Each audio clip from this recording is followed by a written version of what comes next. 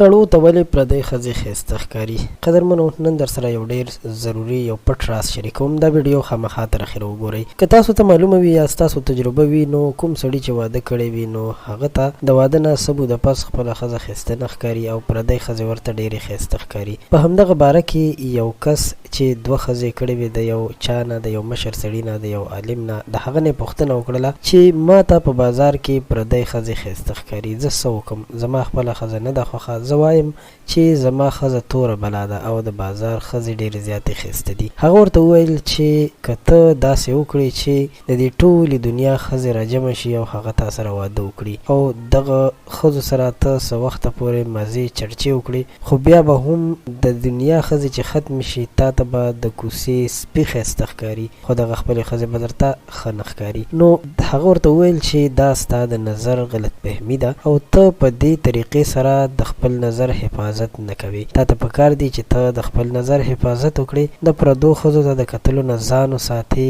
او داسې څه کار ونه کړې چې هغه ستا د شرم او شرمندګۍ سبب شي. الله تعالی طرف ته متوجه شه، نو ستا به دا ټینشن او مسایل ختم شي.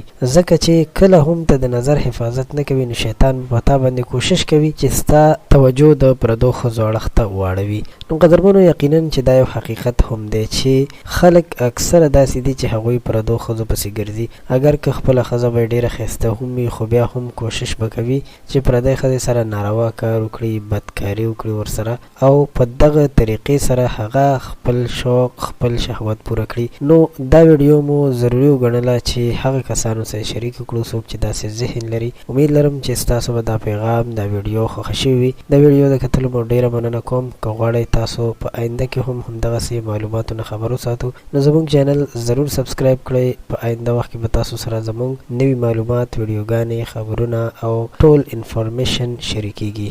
مننه مو کوم. د ځان ډېر